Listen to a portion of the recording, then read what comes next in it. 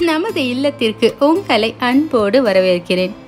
இன்றைக்கி நம்ம இல்லத்தில் பார்க்க போகிறது ரொம்பவே ஸ்பெஷலான, அதே நேரத்தில் ரொம்ப சிம்பிளான ஒரு சாண்ட்விச் தான் நம்ம பார்க்க போகிறோம். ட்ரையாங்கிள் சாண்ட்விச் எப்படி செய்கிறது, வீட்லேயே டார்ட்டிலா முதற்கொண்டு எப்படி செய்கிறதுன்னு பார்க்கலாம். இங்கே நான் வந்து மாவு ஏற்கனவே பிசைஞ்சு வச்சுட்டு அதுக்கப்புறம் தான் வீடியோ எடுக்கணுங்கிற ஐடியாவே எனக்கு வந்துச்சு. ஜஸ்ட் ஒரு 1/2 கப் வந்து மைதா மாவு தான் எடுத்திருக்கேன். நீங்கள் கோதுமை மாவில் கூட பிசையலாம். ஒரு 1/2 டீஸ்பூன் நெய்யும் கொஞ்சம் உப்பும் சேர்த்து நல்லா மாவு தண்ணி தேவையான தண்ணி ஊற்றி நல்லா சாஃப்டாக பிசைஞ்சு வச்சுக்கோங்க. இது ஊறணும்லாம் அவசியம் இல்லை. அதுக்கப்புறம் முட்டைக்கோசும் கொஞ்சோண்டு கேரட்டும் நான் வந்து திருவண்ணாப்பில் அரிஞ்சு வச்சுருக்கிறேன். அதுக்கப்புறம் வேக வச்ச சிக்கன், நான் குட்டி குட்டி சிக்கனை எப்போதுமே கொஞ்சம் எடுத்து வச்சுருப்பேன். அந்த மாதிரி வேக வச்ச சிக்கன் கொஞ்சம் வச்சுருக்கேன். அதில் நான் வந்து ஒரு முட்டையை ஊற்றி அதில் தேவையான அளவு, அந்த ஒரு முட்டைக்கு தேவையான அளவு உப்பும் கொஞ்சம் மிளகுத்தூளும் சேர்த்து நான் பீட் பண்ணி வச்சுக்கிறேன். இதெல்லாம் தான் ப்ரிப்ரேஷன். மாவு பிசைஞ்சு வச்சுருக்கிறோம், முட்டையும் சிக்கனும் சேர்த்து அடித்து வச்சுக்கிட்டோம். அடுத்தது நம்ம அந்த முட்டைக்கோஸ் கேரட்டை துருவினாப்பில் நறுக்கி வச்சுருக்கோம். நீங்கள் துருவினாலும் துருவி வச்சுக்கலாம். இதுதான் ப்ரிப்ரேஷன். இந்த சாண்ட்விச்சுக்கு நீங்கள் எக்ஸ்ட்ராவாக நம்ம வச்சுக்க வேண்டியது சிக்கன் பொரிச்சதோ இல்லை சிக்கன் நக்கட்ஸோ. அதுதான் இதுலேயும் அந்த வெஜிடபிள்லேயும் நம்ம மயோனீஸ் சேர்த்து நம்ம வீட்டில் செஞ்சோம் இல்லையா, அந்த மயோனீஸ் சேர்த்து கலந்து வச்சுக்க போகிறோம். இப்போ இந்த டார்ட்டிலா முதல்ல செஞ்சுக்கலாம். நம்ம தேவையான நம்ம சப்பாத்தி மாதிரியே தான் நல்லா கொஞ்சம் மெல்லிஸாக நல்லா வார்த்துக்கிட்டு தொடுமாவை போட்டு வார்த்துக்கங்க. நல்லா வார்த்துட்டு நம்ம நெய் சேர்த்துக்கிட்டதுனால நம்ம எண்ணெய்லாம் இல்லாமல் ஜஸ்ட்டு ப்ளைனாக சுட்டு எடுக்க போகிறோம். அவ்வளோதான்.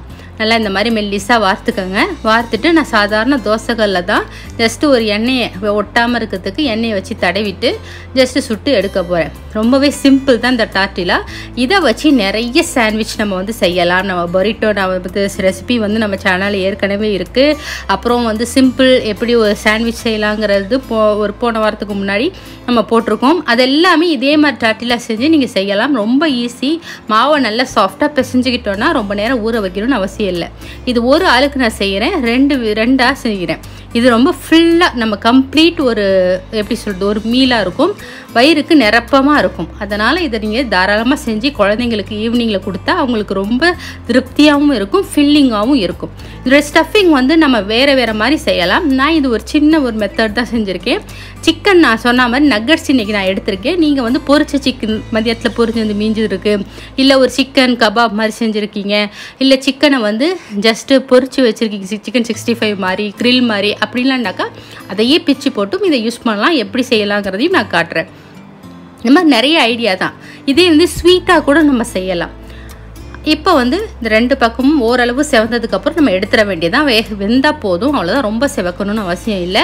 ஓரளவு வெந்ததுக்கப்புறம் நம்ம எடுத்துட போகிறோம். இதே மாதிரி நான் இந்த 2த்தையும் சுட்டு எடுத்து வச்சுட்டு அதே தோசைக்கல்ல நான் வந்து ஆம்லெட் போட்டுக்க போகிறேன். நம்ம கலக்கி வச்சுருக்கோம் இல்லையா சிக்கனோட, அந்த ஆம்லெட் போட்டு எடுத்துக்க போகிறேன். தேவையான அளவு எண்ணெய் ஊற்றிட்டு அந்த ஆம்லெட்டை போட்டு நம்ம பொரிச்சு எடுத்துக்க போகிறோம். இப்போ இதுலேயுமே நீங்கள் பச்சை மிளகா வேணும்னா பச்சை மிளகாவும் போட்டுக்கலாம். நம்ம இஷ்டம்தான். இந்த பாருங்கள், நல்லா அந்த ஒரு ஆம்லெட் எப்படி நம்ம பொரிப்போமோ அதே மாதிரி பொரித்து எடுத்து வச்சுக்க போகிறோம். இதிலே மல்லித்தலைக்கு நீங்கள் பொடியாக கட் பண்ணி போட்டுக்கலாம். நம்ம டேஸ்ட் எப்படி அப்படி தான். எங்கள் வீட்டுக்காருக்கு என்ன டேஸ்ட்டு பிடிக்குமோ அதுக்கேற்ற மாதிரி நான் இதை செஞ்சு கொடுக்குறேன். திடீர்னு பசிக்குதுன்னு சொல்கிறப்போ பெரும்பாலும் நான் இது மாதிரி தான் செஞ்சு அவங்களுக்கு கொடுப்பேன். அது ரொம்பவே ஃபில்லிங்காக அவங்களுக்கு இருக்கும் சாப்பிட்றதுக்கு. நீங்கள் இதே மாதிரி மைதாவில் வேண்டாம் அப்படின்னு சொல்கிறவங்க கோதுமை மாவுலையும் செஞ்சு இதே மாதிரி நீங்கள் கொடுக்கலாம். இப்போது ஆம்லெட்டும் சூப்பராக ரெடி ஆயிடுச்சு. இனிமேல் எப்படி அந்த சாண்ட்விச்சை நம்ம அரேஞ்ச் பண்ணி நம்ம கொடுக்க போகிறோம் அப்படிங்கிறத நான் இனிமேல் காட்ட போகிறேன். 2 பக்கமும் முட்டை வெந்துடுச்சு. இந்த முட்டை வேணாம் அப்படிங்கிறவங்க பாயில்டு எக்கு பிடிக்கிறவங்க பாயில்டு எக் மாதிரியும் நீங்கள் வச்சுக்கலாம். நான் ஏற்கனவே சொன்ன மாதிரி அந்த இதில் முட்டைக்கோஸ்லேயும் நான் வந்து மயோனீஸை கலந்து வச்சுட்டேன். வெறும் மயோனீஸை கலந்து வச்சுருக்கிறேன், அவ்வளோதான்.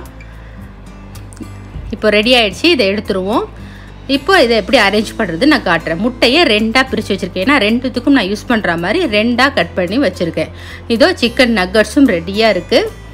இந்த கோல்ஸ்லா மாதிரி நம்ம பண்ணி வச்சுருக்கிற அந்த மயோனீஸ் மிக்ஸ்டு வெஜிடபிளும் ரெடியாக இருக்குது. இப்போது ஒரு டார்ட்டிலா எடுத்துக்கிட்டு நம்ம 4ஆக மடித்தா எப்படி இருக்குமோ அதை பார்த்துட்டு அந்த சென்டர் பகுதி எதுன்னு நீங்கள் பார்த்துட்டு அந்த சென்டர் பகுதியில் ஒரு பாதியாக கீறிக்கங்க. சில பேருக்கு இது தெரிஞ்சிருக்கும் ஏற்கனவே, தெரியாதவங்களுக்காக நான் டீட்டெயில்டாக சொல்கிறேன். இப்போது இதில் இந்த ஒரு பகுதியை விட்டுட்டு 3 பகுதியில் மட்டும் நம்ம வைக்க போகிறோம். இப்போ ஒரு பகுதியில் நான் வந்து அந்த முக்கோண பகுதியில் வந்து அந்த சாலட் மயோனீஸ் சாலடை நான் பரவலாக வச்சுக்கிறேன். இன்னொரு பக்கம் நம்ம சிக்கன் வைக்க போகிறோம். அடுத்து இன்னொரு பக்கம் அந்த முட்டை ஆம்லெட் வைக்க போகிறோம். இது எந்தெந்த சைடு எது வரணுங்கிறது நம்ம இஷ்டம், நம்ம வெரைட்டியாக நம்ம வச்சுக்க வேண்டியதான். இதுலேயே வந்து கெச்சப் நீங்கள் தடவிட்டு அது மேலே கூட இந்த முட்டை அண்ட் சிக்கன் எல்லாம் நீங்கள் வைக்கலாம். இந்த மாதிரி மடிச்சுக்கிட்டு வச்சிங்கன்னா எடுத்து சாப்பிட்றதுக்கு ரொம்ப ஈஸியாகவும் இருக்கும். அதை கடித்து அந்த எல்லா ஃப்ளேவரும் நம்ம வாய்க்கு வரும்போது ரொம்பவே சூப்பராக இருக்கும். இதே மாதிரி அடுத்ததையும் நான் செஞ்சு காட்டுறேன். இதுலேயே நீங்கள் அந்த 3 இதுலேயும் இனிப்பு வேணுங்கிறவங்க ஒரு பக்கம் ஃப்ரூட்டு, ஒரு பக்கம் பீனட் பட்டர், ஒரு பக்கம் நியூட்டெல்லா சாக்லேட்டோ அல்லது ஜாமோ அந்த மாதிரி நமக்கு எது பிடிக்குமோ அதை தடவி இதே மாதிரி நம்ம மடித்து குழந்தைங்களுக்கு காலையில் கொடுக்கலாம், ஈவினிங்கும் கொடுக்கலாம். இதுவும் ஒரு சின்ன டிப்பு தான். அந்த மாதிரியும் செஞ்சு பாருங்கள். வாழைப்பழமோ ஸ்ட்ராபெரியோ என்ன ஃப்ரூட் வேணாலும் இந்த மாதிரி வச்சு கொடுக்கலாம். பியூர் வெஜ்ஜாக உள்ளவங்க அந்த மாதிரியும் செஞ்சு பாருங்கள், சூப்பராக இருக்கும். இப்போ நான் கொஞ்சம் மாற்றி இந்த பக்கம் ஆம்லேட்டு, இந்த பக்கம் சாலடு, அந்தான பக்கம் அதாவது முட்டைக்கும் அந்த சிக்கனுக்கும் நடுவில் இந்த சாலட் வைக்கிற மாதிரி நான் வைக்கிறேன். சில நேரங்களில் இந்த முட்டை இருக்கும், சிக்கனே இல்லாமல் வெறும் ஆம்லெட்டும் இந்த மாதிரி சாலடும் பண்ணி நான் வந்து வேறு ஏதாவது வச்சு கொடுப்பேன். அதாவது லெட்யூஸ் இலை இருந்துச்சுன்னா லெட்யூஸ் இலை வச்சு சிம்பிளாகவும் கொடுப்பேன். சிக்கன் தான் கொடுக்கணுன்னு அவசியம் இல்லை, நான் இப்படியும் செஞ்சு கொடுப்பேன். திடீர்னு அவங்க பசிக்குதுன்னு கேட்குறப்போ எனக்கு இது ரொம்பவே ஈஸியாக இருக்கும் செஞ்சு கொடுக்குறதுக்கு. அதனால் இந்த மாதிரி செஞ்சு கொடுக்கும்போது அவங்களுக்கு ரொம்பவே வயிற்றுக்கு ஃபில்லிங்காகவும் இருக்குது. லெட்யூஸ் இலை வச்சா கண்டிப்பாக லெட்யூஸ் வச்சு செய்யுங்க, அதுவும் சூப்பராக இருக்கும். இப்போது இதை தோசைக்கல்ல ஜஸ்ட்டு ஒரு 2 பக்கமும் கொஞ்சம் செவர்றாப்பில், ஏன்னா கொஞ்சம் கிறிஸ்பியாக ஒரு நல்ல ஒரு சூடோடு இருந்தால் நல்லாயிருக்கும். அதனால் நம்ம வந்து தோசை தவாவில் வச்சு 2 பக்கமும் லைட்டாக செவக்கிற அளவுக்கு வச்சு நம்ம எடுத்துகிற போகிறோம். அவ்வளோதான். அது ஒரு பெரிய வேலையே கிடையாதுன்னு வச்சுக்கோங்களேன். ஜஸ்ட்டு ஒரு எப்படி சொல்கிறது, நினச்ச உடனே செய்யக்கூடிய அளவுக்கு உள்ள ஒரு சிம்பிளான அதே நேரத்தில் ரொம்ப ரிச்சான டேஸ்ட் கொண்ட ஒரு சாண்ட்விச் தான் இது. நான் சொன்ன மாதிரி பியூர் வெஜ் உள்ளவங்க வேறும்னா இந்த சாலடு, இந்த லெட்யூஸ் இலை, நம்ம குக்கும்பர், தக்காளி இந்த மாதிரி வச்சு கூட செய்யலாம். அல்லது ஸ்வீட்டாக நியூட்டெல்லா, பீனட் பட்டர், ஜாம் தடவி அது கூட ஏதாவது ஒரு ஃப்ரூட்டை ஆட் பண்ணி நீங்கள் சாப்பிட்லாம். இது எல்லாமே நம்ம டேஸ்ட்டுக்கான ப்ரெஃபரன்ஸ் தான், அவ்வளோதான். நல்ல டேஸ்ட், அதாவது நம்ம ஃபில்லிங்காக நல்ல ஹெல்த்தியாகவும் சாப்பிடணும், அதே நேரத்தில் நமக்கு ஃபில்லிங்காகவும் இருக்கணும். அதுதான் நமக்கு ரொம்ப முக்கியம்.